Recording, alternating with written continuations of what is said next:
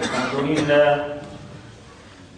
لله نحمده ونستعينه ونستغفره ونؤمن به ونتوكل عليه ونعوذ بالله من شرور أنفسنا ومن سيئات أعمالنا من يهده الله فلا مضل له ومن يضلل فلا هادي له وأشهد أن لا إله إلا الله وحده لا شريك له وأشهد أن محمدا عبده ورسوله أما بعد فإن أحسن الكلام كلام الله وأحسن الهدي هدي محمد صلى الله عليه وسلم وشر الأمور محدثاتها وكل محدثة بدعة وكل بدعة ضلالة وكل ضلالة في النار. قال الله تبارك وتعالى في القرآن المجيد: أعوذ بالله السميع العليم من الشيطان الرجيم. بسم الله الرحمن الرحيم. قل أطيعوا الله وأطيعوا الرسول فإن تولوا فإنما عليه ما حمل وعليكم ما حملتم وإن تطيعوه تهتدوا وما على الرسول إلا البلاغ المبين. وعد الله الذين آمنوا منكم وعملوا الصالحات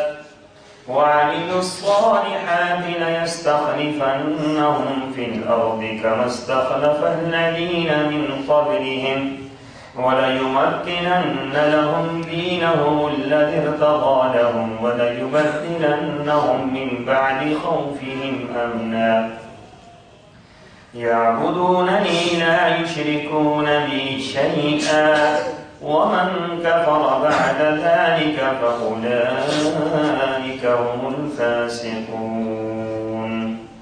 وأقيموا الصلاة وآتوا الزكاة وأطيعوا الرسول لعلكم ترحمون.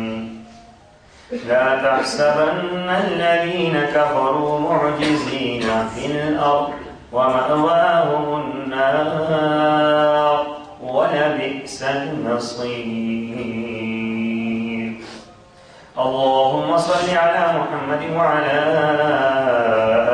آل محمد كما صليت على إبراهيم وعلى آل إبراهيم إنك حميد مجيد. اللهم بارك على محمد وعلى آل محمد كما باركت على إبراهيم وعلى آل إبراهيم إنك حميد مجيد. سبحانك لا علم لنا إلا ما علمتنا إنك أنت العليم الحكيم.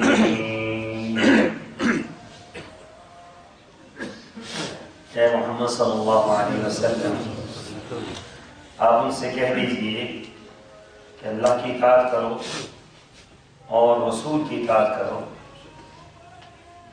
پھر اگر تم ایسا نہیں کرو گے تو رسول کی ذمہ تو وہی کچھ ہے جس کا وہ مکلف ہے، یعنی تبلیغ کا، اور تمہارے ذمہ وہ کچھ ہے جس کے تم مکلف ہو، یعنی اطاعت کے. اور اگر تم رسول کی اطاعت کرو گے تو ہدایت پا جاؤ گے. اور رسول صلی اللہ علیہ وسلم کی ذمہ داری صرف یہ ہے کہ صاف صاف پیغام پہنچا دیں. اور تم میں سے جو مومن ہیں وہ نیک کام کرتے ہیں، ان سے اللہ نے وعدہ کر رکھا ہے کہ وہ انہیں زمین میں ایسی خلافت عطا کرے گا جیسے تم سے پہلے لوگوں کو عطا کی، اور ان کے اس دین کو مضبوط کرے گا جسے اس نے ان کے لیے پسند کیا ہے، اور ان کی حالت خوف کو امن میں تبدیل کر دے گا. بس چاہیے کہ وہ میری ہی عبادت کریں اور میرے ساتھ کسی کو شریک نہ بنائیں، اور جو اس کے بعد کفر کریں سو ایسے لوگ فاسق ہیں۔ نماز قائم کرو، زکوٰۃ ادا کرو، رسول کی اطاعت کرو، ان باتوں سے توقع ہے کہ اللہ تعالیٰ تم پر رحم کرے۔ اور محمد صلی اللہ علیہ وسلم، آپ یہ خیال نہ کیجئے کہ کافر اللہ تعالیٰ کو زمین میں عاجز کر دینے والے ہیں، کہ اللہ تعالیٰ کا ان پر بس ہی نہیں چلتا۔ یقیناً کافروں کا ٹھکانہ جہنم ہے، اور وہ بہت برا ٹھکانہ ہے۔ آیت نمبر 54، 55، 56 اور 57 سورہ النور۔ سامعین گرامی، اللہ تبارک و تعالیٰ نے انسان کو پیدا کیا، اور پیدا کرنے کے بعد اشرف المخلوقات بنائے، اور اشرف المخلوقات بنانے کا جو بنیادی پس منظر ہے وہ اس کی ظاہری حیت نہیں ہے، طاقت اور قوت نہیں۔ ہم سے کئی گنا زیادہ بڑی مخلوقات دنیا کے اندر موجود ہیں، طاقتور مخلوقات موجود ہیں۔ فرشتے اللہ کی اتنی طاقتور مخلوق ہیں کہ حضرت جبرائیل امین کے 600 پر رسول اللہ صلی اللہ علیہ وسلم نے گرے۔ آپ نے فرمایا کہ 600 پر جبرائیل امین کے تھے، اور حضرت اسرافیل کے 1,00,000 سے اوپر پر ہے۔ اب یہ آپ جانتے ہوں گے کہ پروں کی وجہ سے طاقت ہمیشہ بڑھتی ہے، قوت میں اضافہ ہوتا ہے۔ اب جس کی 1,00,000 پر ہوں، آپ اندازہ لگا رہے ہیں اس مخلوق کی طاقت کتنی ہوگی۔ صرف ایک فرشتہ ہے، باقی فرشتوں کو آپ چھوڑ دیں۔ اللہ کی بہت بڑی مخلوق، بہت عظیم مخلوق، بہت طاقتور مخلوق، اس سے آئے تو دنیا کے اندر کئی مخلوقات ایسی ہیں جو ہم سے بڑھ کر جسم میں بھی ہیں اور قوت میں بھی ہیں۔ اب ہاتھی آپ دیکھ لیں، ہاتھی کی قوت اور طاقت، اونٹ دیکھ لیں، بڑا بھی ہے اور طاقت میں بھی زیادہ ہے۔ بیل ایک دیکھ لیں، بعض اوقات 20 بندے ایک بیل کو قابو نہیں کر سکتے۔ تو باوجود ان تمام مخلوقات کے کہ اتنی بڑی بڑی مخلوقات بھی موجود ہیں اور اتنی جسامت والی مخلوقات بھی موجود ہیں، اور پھر اگر سمندر کی مخلوقات کو دیکھا جائے تو اس کا تو حساب ہی کوئی نہیں۔ ایسی ایسی مچھلیاں اللہ تعالیٰ نے پیدا کی ہیں، تو قرآن پاک کے الفاظ یہ ہیں کہ وہ تو پہاڑوں سے ٹکرا جاتی ہیں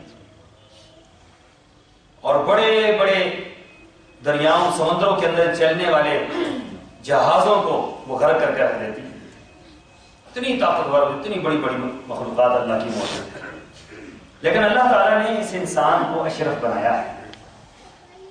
اب جتنی بھی یہ مخلوقات ہیں، وہ سب مخلوقات پر قوت اور طاقت انسان کو دیتی ہے۔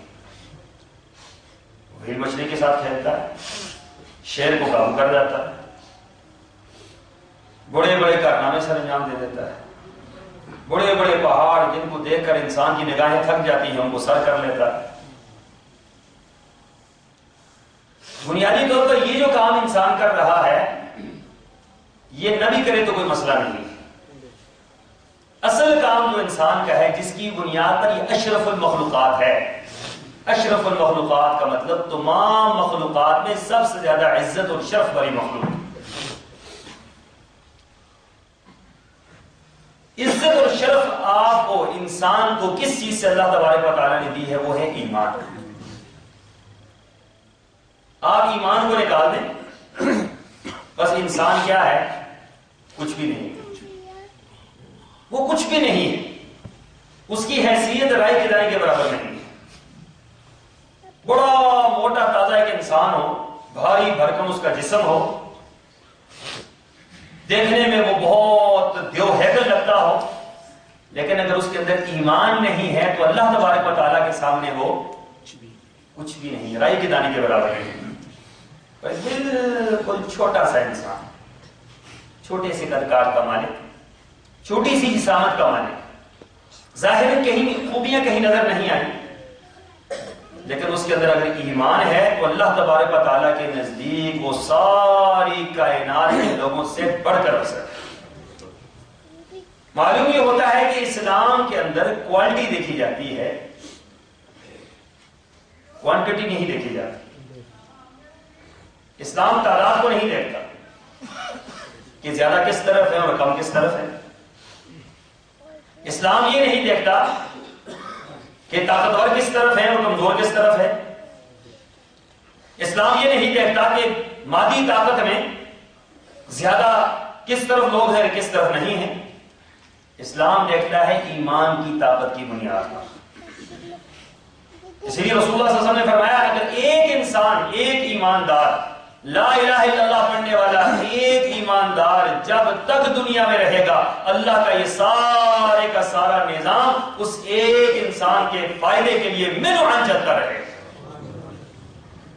معلوم یہ ہوتا ہے کہ ایک انسان کی قدر و قیمت اتنی زیادہ ہے، ایک مومن کی، ایک موحد کی، ایک توحید پرست کی، ایک اہل ایمان میں سے ایک فرد کی قیمت اتنی زیادہ ہے۔ اسی لیے تو حضرت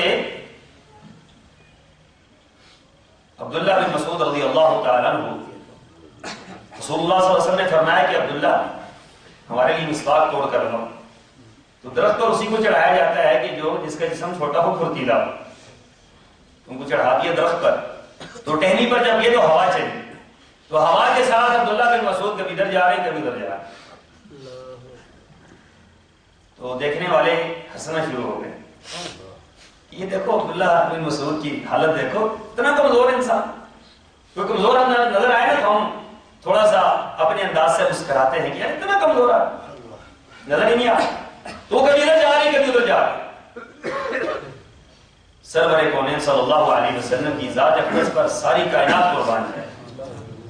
میرے آقا نے صحابہ کرام کا جب یہ انداز دیکھا، حسرت دیکھا، تو فرمایا تو عبداللہ بن مسعود کی اس کیفیت کو دیکھ کر کیا کہہ رہے ہو کہ یہ کمزور ہے، اس کی پنڈلیاں چھوٹی چھوٹی ہیں اور یہ انتہائی نحیف جسم کا، کمزور جسم کا مالک ہے۔ صحابہ کرام نے فرمایا اللہ کے رسول ہمارا تو نظریہ یہی ہے، اسی وجہ سے ہنس رہے ہیں۔ تو میرے آقا نے فرمایا سنو سنو لوگوں، عبداللہ بن مسعود کی ایمانی قوت اتنی ہے کہ عبداللہ بن مسعود کو ایک پلڑے میں رکھ دیا جائے، دوسرے پلڑے میں احد پہاڑ کو رکھ دیا جائے، احد پہاڑ اس کے مقابلے میں بالکل کچھ بھی نہیں۔ اب یہاں پر کیا چیز ہے کہ جس کی عظمت بیان ہو رہی ہے، یہ کیا ہے؟ ایمان۔ عبداللہ بن مسعود کا ایمان اتنا زیادہ ہے، یہ ایمان میں اتنا پختہ ہے، یہ ایمان میں اتنا عظیم ہے، یہ اللہ اور اس کے رسول سے اتنی محبت کرتا ہے، یہ دین کے اتنا پابند ہے، یہ کتاب و سنت کے اتنا گرویدہ ہے، یہ اللہ تبارک و تعالیٰ کے اتنا قریب ہے کہ فرمایا کہ احد پہاڑ بھی اس کا مقابلہ کر سکتے، احد پہاڑ بھی اس کے مقابلے میں کچھ نہیں۔ تو صحابہ کرام کا نظریہ کیا ہوا؟ بدل گیا کہ نہیں، جو سوچ ہماری تھی وہ سوچ نہیں ہے۔ اللہ تبارک و تعالیٰ کے ہاں کیا ہے؟ ان اکرمکم عند اللہ اتقاکم، تمہارے نزدیک وہ عزت والا ہوگا، وہ شرف والا ہوگا، وہ مقام اور مرتبے والا ہوگا جس کی دنیا کی حیثیت زیادہ ہے، مال و دولت جس کے پاس زیادہ ہے، حسن و جمال جس کے پاس زیادہ ہے، خاندانی شان و شوکت جس کے پاس زیادہ ہے، لیکن اللہ فرماتے ہیں میرے نزدیک ان اکرمکم عند اللہ اتقاکم، میرے نزدیک تم میں سے بہترین وہی ہے، عزت والا وہی ہے جو متقی اور پرہیزگار ہے۔ جتنا جس کا ایمان زیادہ اتنا وہ اللہ کے قریب، جتنا جو ایماندار ہے اتنا وہ اللہ کے قریب ہے۔ رسول اللہ صلی اللہ علیہ وسلم کے صحابی حضرت بلال کے اندر کتنی خوبیاں تھیں، بظاہر خاندان ہے نہیں ہے، حسب نسب ہے نہیں ہے، قبیلہ ہے نہیں ہے، خوبصورتی ہے نہیں ہے، پھر کیا ہے؟ پھر کیا ہے کہ حضرت عمر رضی اللہ تعالیٰ عنہ بیٹھے ہیں اپنے تخت پر اور سامنے سے حضرت بلال آ گئے، بڑے بڑے قریش سامنے بیٹھے ہوئے باتیں سن رہے ہیں، جوتیوں پر بیٹھے ہوئے، حضرت عمر کو پرواہ نہیں ہوتی تھی کون آیا ہے کون گیا ہے، لیکن جب حضرت بلال کہ وہ سارے مجنوں کو پتھر مار رہے تھے، کے پتھروں پہ ہنس رہا تھا، تو پاس سے وہ گزری تو اس نے کیا کیا، اس نے پھول اٹھا کر مار دیا، چیخا چلایا. وہ پتھر مار رہے تھے تو تمہیں پریشانی نہیں ہوئی، میرے پھول سے پریشانی ہو گئی. تو اس نے کہا کہ تمہارے یہ پھول مارنے کی توقع بھی مجھے نہیں تھی کہ تم پھول مارو گے. لوگ بے شک پتھر مارے، جو مرضی ہے کریں، تم پھول بھی مارو تو میرے لیے بڑی تکلیف دہ چیز ہے. سوچنے کی بات یہی ہے کہ ہم دین کے بنتے بھی ہیں، ہم لا الہ الا اللہ پڑھتے بھی ہیں، محمد رسول اللہ پڑھتے بھی ہیں، اسلام کا دم بھرتے بھی ہیں، سب کچھ کرنے کے باوجود ہمارا تعلق اللہ کے ساتھ نہیں، ہمارا تعلق رسول اللہ کے ساتھ نہیں، ہمارا تعلق دین اسلام کے ساتھ نہیں ہے. تو پھر ظاہر بات ہے یہ بڑی خوفناک بات ہے، بہت خوفناک چیز ہے، جس کی وجہ سے فرمایا کہ من تم ڈالا، پریشان ہونے کی ضرورت نہیں ہے، کام کھانے کی ضرورت نہیں ہے، پلاننگ کرنے کی ضرورت نہیں ہے، تبصرے کرنے کی ضرورت نہیں ہے. کرنا کیا کام ہے؟ فرمایا انتم الاعلون ان کنتم مؤمنین.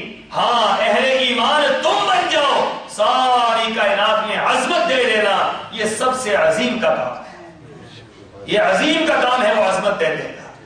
لیکن اگر تم مومن نہیں ہو تو پھر عظمت مل سکتی نہیں. آپ سمجھتے ہیں کہ ہم میں جو لا الہ الا اللہ پڑھ رہے ہیں اور جو لا الہ الا اللہ نہیں پڑھتے، کوئی فرق نظر آتا ہے؟ فرق صرف یہی نظر آتا ہے کہ ہم نہ مانیں، فرق نظر یہی آتا ہے کہ ہم نہیں مانتے کہ ہمارے اندر کوئی کمی ہے. فرق یہ ہے کہ ہم یہ سمجھتے ہیں کہ ہم نے لا الہ الا اللہ پڑھ لیا، اس کے بعد دین کے سب سے بڑے ٹھیکیدار، یہ جنت کے حقدار ہم ہی، ہمارے علاوہ کوئی بھی نہیں جائے. یہ ہماری وہ غلط فہمی ہے، یہ ہماری وہ کوتاہی ہے جس کی بنیاد پر ہم عمل سے بھی دور ہیں، اللہ سے بھی دور ہیں، شریعت سے بھی دور ہیں. ہم نے لا الہ الا اللہ پڑھ لی. سامعین محترم، وہ کیا وجہ تھی کہ جب ہم تاریخ اسلام کے اندر دیکھتے ہیں تو 313 کے اندر کیا خوبی تھی؟ 313 تاریخ ہم بھول کے 313 بدر کا مقام ہے، 313 سامنے کھڑے ہیں اور لڑنے کے لیے نہیں آئے، وہ تو مال غنیمت لینے کے لیے آئے. لڑنے کے لیے بندہ جب گھر سے نکلتا ہے تو سامان ہر وہ صرف لے کر نکلتا ہے، لڑائی کا تو ارادہ ہی نہیں ہے. اللہ کے رسول فرما رہے ہیں کہ چلو مال غنیمت ملے گا. حالات بڑے خراب ہیں، تنگ دست ہیں، کھانے کو کچھ میسر نہیں، پیٹ میں روٹی نہیں، کئی دن سے کھایا نہیں. ایسے لوگ ہیں کہ جو چل نہیں سکتے، بڑی مشکل سے اٹھ کے چلتے ہیں، بھوک کے مارے لاغر ہو چکے ہیں، جسم کمزور ہو چکے ہیں، چہروں کے رنگ بدل چکے ہیں. اس کیفیت میں رسول اللہ صلی اللہ علیہ وسلم فرما رہے ہیں کہ قافلہ آ رہا ہے اور مجھے بشارت دی گئی ہے کہ تمہیں اس سے اللہ تعالیٰ فائدہ پہنچائے. آئیے بھاگے ہیں، جس طرح کہا جائے نا روٹی آ گئی ہے تو بھوکے کیا کرتے ہیں؟ روٹی کی طرف بھاگتے، خوشی کے ساتھ جاتے ہیں کہ کھانا مل جائے گا. آگے کھانے کے لیے جائیں تو آگے کیا ہو، لڑائی ہونا شروع ہو جائے تو پھر بنے گا کیا اس قوم کا؟ لڑائی کی تو گئی نہیں. ٹوٹل 22-23 تلواریں ہیں، چند گھوڑے ہیں، 70 کے قریب اونٹ ہیں، تیر ہے کمان نہیں، کمان ہے تو تیر چلانے کے لیے نہیں ہے، تلوار ہے تو ڈھال نہیں، ڈھال ہے تو تلوار نہیں، زرہ کسی کے پاس ہے ہی نہیں، خود کسی نے پہنی نہیں. اس پوزیشن میں کھڑے ہیں، اس پوزیشن میں تو اللہ تبارک و تعالیٰ کی آزمائش آ گئی اہل ایمان کے. رسول اللہ صلی اللہ علیہ وسلم فرما رہے ہیں کہ آئے تھے مال غنیمت لینے کے لیے، پالا پڑ چکا ہے لڑنے کا، اب بتلاؤ کہ کیا کریں. اب اگر یہاں پر ایمان نہ ہوتا تو پھر کیا ہوتا؟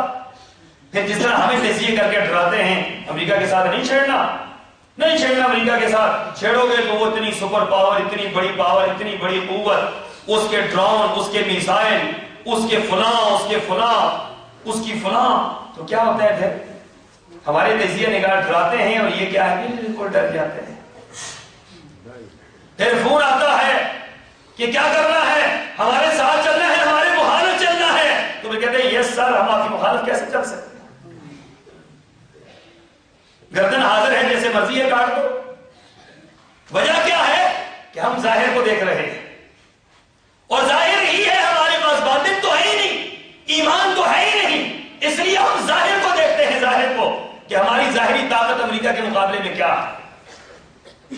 اسرائیل کتنا سا ملک ہے، اتنا سا ملک ہے، وہ اسرائیل کے پاس کیا چیز ہے کہ سارے مسلمانوں کو یرغمال بنایا ہوا ہے؟ مسلمانوں کے پاس ایمان نہیں، اسرائیل کے پاس ایٹم بم ہے۔ اب اگر مسلمانوں کے پاس ایٹم بم 1000 ایٹم بم بنا لیں، 1,00,000 ایٹم بم بنا لیں، کروڑ ایٹم بم بنا لیں، ایمان نہ ہو تو اللہ کی قسم ہے ایٹم بم کا کوئی فائدہ نہیں۔ ایٹم بم آپ کی قوت نہیں ہے، آپ کی طاقت ایٹم بم نہیں ہے۔ آپ راڈ نہ بنائیں، آپ گولی نہ بنائیں، شاہین نہ بنائیں، آپ کچھ نہ بنائیں، آپ اس قوم کا ایمان بنا لیں۔ اللہ کی قسم ہے ایمان کی بنیاد پر پوری دنیا پر یہ فتح یاب ہو سکتے ہیں۔ اور ہم ادھر سے گولیاں بنا رہے ہیں، ادھر سے ایمان کمزور ہو رہا ہے۔ اب چلائے گا کون اس کو؟ اس کے لیے بھی تو ہاتھ چاہیے نا، اس کے لیے طاقت چاہیے، ایمانی قوت چاہیے۔ ہمیں اللہ نے زمین کا خلیفہ بنایا ہے، اور زمین کا اللہ کا جو خلیفہ ہوتا ہے وہ وہی کرتا ہے جو اصل چاہتا ہے۔ جو بادشاہ کا آرڈر ہے، اللہ کا آرڈر ہو تم میرے خلیفہ ہو، تم نے یہ کرنا ہے، یہ کرنا ہے، یہ کرنا ہے، یہ نہیں کرنا۔ ہم جو اللہ فرما رہے ہیں، جو حکم دے رہے ہیں، وہ کرتے نہیں ہیں، جس سے منع کیا اس سے باز نہیں آتے۔ ہم کہتے ہیں اللہ کے خلیفہ ہیں، دنیا میں ہماری مدد ہوگی، ایسا کبھی نہیں ہوگا۔ اب یہ 313 کھڑے ہو گئے، رسول اللہ صلی اللہ علیہ وسلم فرما رہے ہیں کہ بتلاؤ کیا کرنا ہے؟ مقداد بن اسود کھڑے ہو گئے، فرماتے ہیں اللہ کے رسول صلی اللہ علیہ وسلم ہم آپ پر ایمان لائے ہیں، آپ کی تصدیق کی ہے، آپ کو سچا جانا ہے۔ اللہ کے رسول آپ اگر ہمیں سمندر میں کود جانے کا حکم دیں گے، رب کعبہ کی قسم سمندر میں کود جائیں۔ آپ کہتے ہیں جنگ آ گئی ہے، تو جنگ آ گئی ہے پھر کیا ہوگا؟ ایک اور اٹھ کر کھڑے ہوئے، اللہ کے رسول صلی اللہ علیہ وسلم ہمارا مال، ہماری جان، ہمارے بیوی بچے، ہماری عزتیں سب کچھ آپ پر قربان ہے۔ اللہ کے رسول جو حکم دیں گے ہم پورا کریں گے، آپ کا جو آرڈر ہو ہم ماننے کو تیار ہیں۔ نقشہ کیا ہے؟ بدل رہا ہے، نقشہ بدل رہا ہے۔ اللہ کے رسول صلی اللہ علیہ وسلم ان تقریروں پر خوشی کا اظہار کر رہے ہیں۔ یہ تقریریں خالی وہ نہیں تھی جیسے ہمارے ہاں جذباتی تقریریں ہوتی ہیں، یہ کر دیں گے، یہ کر دیں گے، کرنے کا وقت آتا ہے تو بندہ نظر ہی نہیں آتا کیا کہتا ہے۔ علامہ احسان علی شہید واقعہ سناتے ہیں کہ ختم نبوت کے موضوع پر لاہور کے اندر جلوس نکلا، وہ کہنے جب نکلے آگے تو کہنے بھائی یہ گورنمنٹ ہاؤس جانا ہے، آگے سے انہوں نے لگایا ہوا تھا سرخ لکیر لگائی، یہاں سے آگے جو بڑا تو گولی مار دیں۔ تو کہنے لگے 15-20 مولوی ہمارے ساتھ۔ جب وہاں پر پہنچے تو آرمی کے ایک بندہ کھڑا تھا، اس نے کہا کہ یہاں سے آگے کسی کے آنے کا آرڈر نہیں، یہاں سے آگے جو آئے گا گولی مار دیں گے۔ تو وہ جو میرے ساتھ کھڑے تھے مولوی صاحب، انہوں نے کہا جی علامہ صاحب مجھے اجازت ہے۔ انہوں نے کہا جی آپ کو کیا ہوا ہے؟ ادھر تو تقریر تو مسجد شہداء میں آپ نے بڑی زبردست کی تھی کہ جان قربان کر دیں گے، مال قربان کر دیں گے۔ کہتے ہیں اصل میں وہ ہمیں ماں سے پوچھ کر نہیں آئے۔ وہ علامہ صاحب فرماتے ہیں ہمیں تو ماں نے پیدا ہوتے ہوئے یہ کہا تھا کہ تیری جان قربان ہو میرے لیے سب سے بڑی سعادت یہ ہے، تیری جان قربان ہو جائے سب سے بڑی سعادت یہ ہے۔ وہاں پر خالی تقریریں نہیں ہوئی، وہاں پر تو صحابہ کرام نے یہ کہہ دیا اللہ کے رسول آپ جو کہیں گے ہم ماننے کو تیار ہیں۔ اب رخ بدل رہا ہے، رخ بدلا۔ سرور کونین صلی اللہ علیہ وسلم کھڑے ہوئے اپنے رب کے سامنے دعائیں مانگ رہے ہیں، التجائیں کر رہے ہیں۔ اللہ نے فرمایا پیارے ان کا ایمان مضبوط، تیرا عزم مضبوط، یہ لے میری طرف سے اب فرشتے آ رہے ہیں۔ یہ فرشتے آ گئے، 1000 فرشتہ، 2000، 3000، 4000، 5000 فرشتہ آ گئے۔ ابلیس بھاگا، پلٹا ابلیس پیچھے، جو بنفس نفیس وہاں پر موجود تھا، خود موجود تھا وہاں پر۔ کسی نے پکڑا کہ بابا جی پہلے تو ساتھ تھے، مکہ سے لے کر یہاں تک ساتھ آئے ہو، یہاں سے کہاں بھاگ رہے ہو؟ ابلیس ملعون کہنے لگا جو کچھ مجھے نظر آ رہا ہے تمہیں نظر نہیں آ رہا ہے، میں دیکھ رہا ہوں جبرائیل آ گئے، اور جس سے لشکر کے اندر جبرائیل آ جائے اس کو کوئی شکست دے سکتا نہیں، اور جبرائیل کبھی بھی عام لوگوں کے ہاں آ سکتا نہیں۔ وہ تو دیکھیں نا، فضائے بدر پیدا کر فرشتے تیری نصرت، اتر سکتے ہیں گردوں سے قطار اندر، تو وہ فضا ہے، وہ ایمان ہے۔ بدر والوں کے اندر ایمان تھا، ایمان اللہ سے تعلق تھا، رسول اللہ صلی اللہ علیہ وسلم کی محبت تھی، اسلام سے مر مٹنے کا جذبہ تھا۔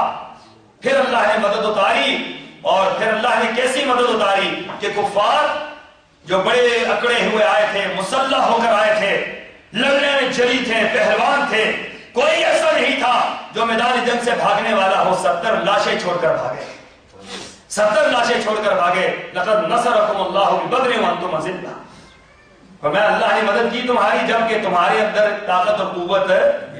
تو مدد کس بنیاد پر ہوئی؟ ایمان کی بنیاد پر۔